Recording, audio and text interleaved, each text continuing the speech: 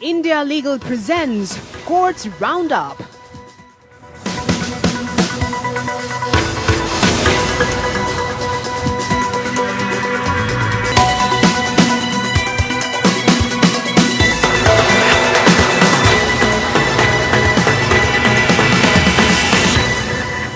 नमस्कार, मैं हूं ज़ारा। कोर्ट्स राउंडअप में आपका स्वागत है। इस बुलेटिन में अगले आधे घंटे हम आपको कोर्ट से जुड़े तमाम छोटी बड़ी खबरों से रूबरू करवाएंगे। कोर्ट की कार्रवाई और सुप्रीम कोर्ट से लेकर हाई कोर्ट और लोअर कोर्ट तक के फैसलों को आपके सामने रखेंगे। आगे बढ़ने से पहले एक नजर हेडलाइंस पर। कैट नियुक्तियों पर सुप्रीम कोर्ट के आदेश की अवहेलना अर्जी पर सुनवाई करते हुए कोर्ट ने केंद्र को दी सलाह। कहा, चयन समिति अनुशंसित अधिवक्ताओं पर करे विचार।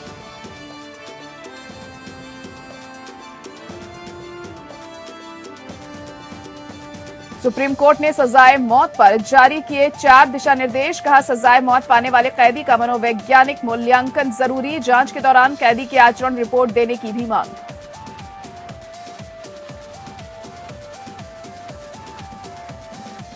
बॉम्बे हाईकोर्ट ने नवाब मलिक की बंदी प्रत्यक्षीकरण याचिका पर प्रवर्तन निदेशालय से मांगा जवाब। मलिक ने हिरासत को गैर कानूनी बताते हुए की तुरंत रिहाई की मांग।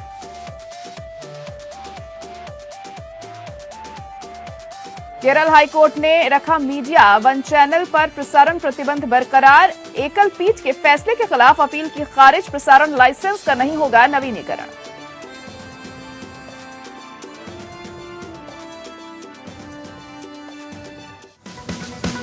India Legal presents Courts Roundup.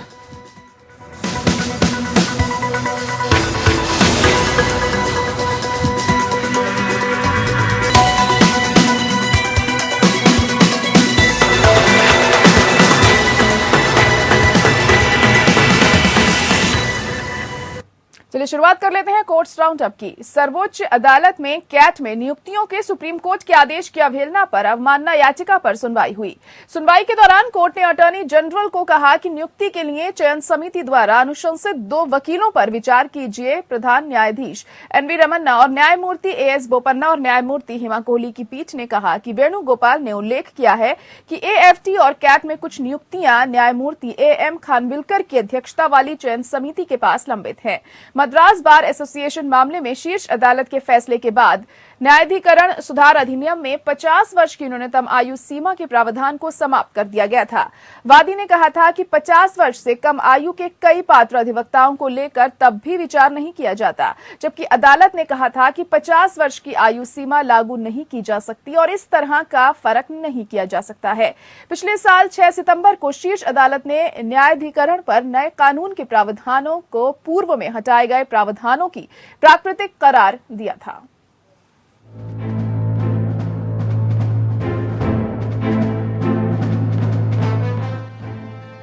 सर्वोच्च अदालत में एक बार फिर ट्रिब्यूनल के मसले पर सुनवाई हुई। सुप्रीम कोर्ट ने अटॉर्नी जनरल के वेणुगोपाल से कहा कि वो केंद्र सरकार को केंद्रीय प्रशासनिक न्यायाधिकरण या कैट में न्यायिक सदस्यों की रिक्तियों को भरने के लिए चयन समिति द्वारा वर्ष 2018 के लिए अनुशंसित अधिवक्ताओं की नियुक्ति का सुझाव दें। जस्टिस एल नागेश्वर राव और जस्टिस BR गवई की बेंच ने सुझाव दिया। आप नियुक्ति के लिए चयन समिति द्वारा अनुशंसित 2 वकीलों पर विचार क्यों नहीं करते हैं? पीठ 4 जनवरी 2021 को सुप्रीम कोर्ट द्वारा पारित आदेश के सकल गैर अनुपालन के लिए अध्यक्ष केंद्रीय प्रशासनिक न्यायाधिकरण बार एसोसिएशन अजेश लूथरा द्वारा दायर एक अवमानना याचिका पर सुनवाई कर रही थी। आदेश में न्यायालय ने सरकार को निर्देश दिया था कि न्यायाधिकरण, अपीलीय न्यायाधिकरण और अन्य प्राधिकरण नियम 2020 में दिए योग्यता मानदंडों के संदर्भ में न्यायिक सदस्यों के 4 पदों की नियुक्ति में तेजी लाएं। पिछले मौके पर बेंच ने कहा था कि रिक्तियों को उसी के संबंध में किसी भी विवाद के बावजूद भरा जाना था। अजेश लूथरा की ओर से वरिष्ठ अधिवक्ता मनिंदर सिंह ने प्रस्तुत किया कि केंद्र सरकार के आदेश का पालन करने में विफल रही, जिसके परिणाम स्वरूप याचिकाकर्ता को वर्तमान अवमानना कार्यवाही शुरू करने के लिए मजबूर होना पड़ा। उन्होंने मामले में विवाद के बारे में पीठ को अवगत कराया। वर्ष 2018 के लिए कैट के न्यायिक सदस्यों के 6 रिक्त पदों को भरने के लिए विज्ञापन जारी किए गए थे। ऐसी रिक्तियों को भरने के लिए गठित सुप्रीम कोर्ट के जज की अध्यक्षता में चयन समिति ने 3 अधिवक्ताओं और भारतीय कानूनी सेवा के एक सदस्य के नामों की सिफारिश की थी। ये सिफारिशें उच्च न्यायालयों के 4 सेवानिवृत्त न्यायाधीशों के नामों के अतिरिक्त थी, जिनकी सिफारिश चयन समिति ने भी की थी। इसलिए प्रभावी रूप से 6 रिक्तियों के खिलाफ समिति ने हाईकोर्ट के 4 सेवानिवृत्त जजों, 3 अधिवक्ताओं और भारतीय कानूनी सेवा के एक सदस्य के नामों की सिफारिश की। सिंह ने बताया कि हाईकोर्ट के 4 सेवानिवृत्त जजों में से 3 ने नियुक्ति को स्वीकार नहीं करने का विकल्प चुना था। वेणुगोपाल ने बताया है कि वर्ष 2018 के लिए उच्च न्यायालय के 3 सेवानिवृत्त न्यायाधीशों द्वारा नियुक्ति लेने से इनकार करने के कारण 3 रिक्तियों को भरा नहीं जा सका। ऐसे रिक्तियों को भरने के लिए एक अलग विज्ञापन जारी किया गया था। वेणुगोपाल ने पीठ को आश्वासन दिया है कि वो केंद्र सरकार को सुझाव देंगे और नए अधिनियम में पात्रता मानदंड के संदर्भ में निर्णय लिया जाएगा, जो 4 अप्रैल 2021 को लागू हुआ था। Bureau report, APN। Supreme court ने मौत की सजा मामले में कुछ नई चीजें शामिल की हैं। जस्टिस उदय यू ललित की अगुवाई वाली बेंच ने कैदी के मनोवैज्ञानिक मूल्यांकन को अनिवार्य कर दिया है। इसके अलावा कोर्ट ने जांच के दौरान कैदी के आचरण की भी रिपोर्ट देने की मांग की है, जिससे पता चल सके कि फांसी ही एकमात्र सजा है या नहीं। खास बात यह है कि शीर्ष अदालत ने यह उपाय बच्चन सिंह बनाम स्टेट ऑफ पंजाब मामले में सुनाए गए फैसले की भावना के सहारे किया है। इस फैसले में आरोपी के संबंध में हालात को बिगाड़ने और कम करने के तुलनात्मक विश्लेषण को जरूरी करते हुए मौत की सजा देने में रेयरेस्ट ऑफ द रेयर के सिद्धांत को स्थापित किया है। जस्टिस ललित ने बच्चन सिंह मामले में सुनाए गए फैसले से प्रेरणा ली है। हाल ही में मौत की सजा के मामलों में उन्होंने कहा कि ऐसे मामलों में पूर्ण सहयोग से केवल सबूत ही नहीं बल्कि कैदी के मानसिक स्वास्थ्य की ताजा जानकारी देने की भी जरूरत होगी। आमतौर पर शीर्ष अदालत में सुनवाई के पहले दिन मामले को आगे की तारीख पर ले जाते हुए कैदी की फांसी पर रोक लगा दी जाती है। हालांकि जस्टिस ललित का कहना है कि अंतिम दलीलों के शुरू होने से पहले कैदी के बारे में अलग अलग कारकों का मूल्यांकन उचित सजा तय करने में कोर्ट की मदद करेगा। जनवरी और फरवरी में जज ने 3 अलग अलग आदेशों में लगभग एक जैसी बातें कही थी। उन्होंने कहा था कि आरोपी के आचरण के बारे में दोनों पक्षों को पहले जानकारी दी जाए तो ये हर तरह से मददगार होगा। इन मामलों में उत्तर प्रदेश, मध्य प्रदेश और महाराष्ट्र के उच्च न्यायालयों की तरफ से सुनाई गई मौत की सजा के आदेश के खिलाफ अपील दायर हुई थी। इन आदेशों में राज्य सरकार और संबंधित जेल विभाग के अधिकारियों को यह सुनिश्चित करने के लिए कहा गया था कि शासकीय चिकित्सा संस्थान का प्रमुख कैदी के मनोवैज्ञानिक मूल्यांकन के लिए एक उचित टीम का गठन करे।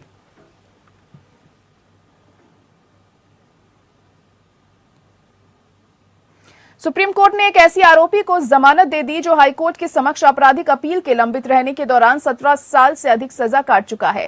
Chief justice NV Ramana, justice AS Bopanna और जस्टिस हिमा कोहली की बेंच ने ऋतुपाल बनाम उत्तर प्रदेश राज्य में जमानत देते हुए अपने आदेश में कहा, इस तथ्य का ध्यान में रखते हुए कि याचिकाकर्ता पहले ही 14 साल और 3 महीने की वास्तविक हिरासत और छूट के साथ कुल 17 साल और 3 महीने की सजा काट चुका है, और विशेष रूप से इस तथ्य को ध्यान में रखते हुए कि सह आरोपियों को पहले ही जमानत पर रिहा किया जा चुका है।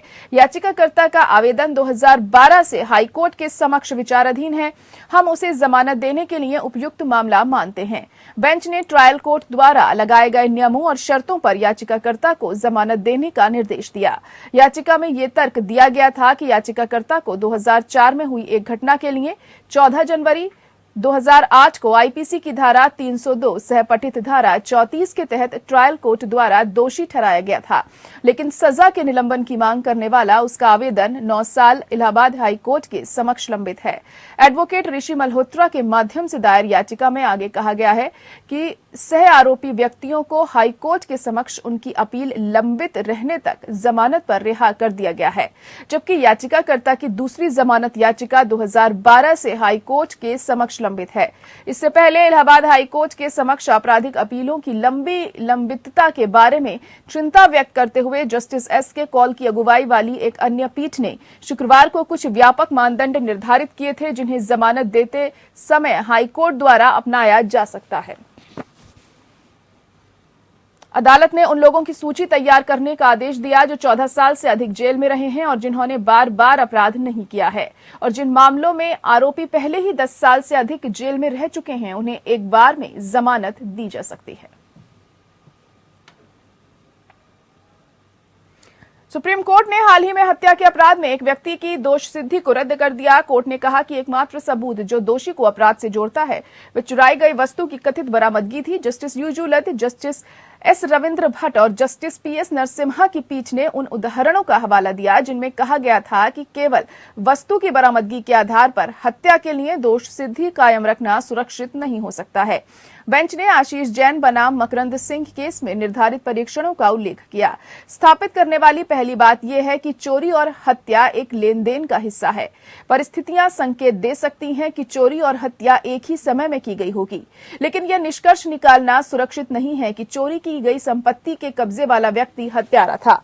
बेंच ने सनवंत खान बनाम राजस्थान राज्य केस के आधार पर कहा कि जहां हालांकि एक आरोपी व्यक्ति के खिलाफ एकमात्र सबूत चोरी की संपत्ति की वसूली है और हालांकि परिस्थितियां यह संकेत दे सकती हैं कि चोरी और हत्या एक ही समय में हुई होगी, यह निष्कर्ष निकालना सुरक्षित नहीं है कि जिस व्यक्ति के कब्जे में चोरी की गई संपत्ति थी उसकी हत्या कर दी गई थी।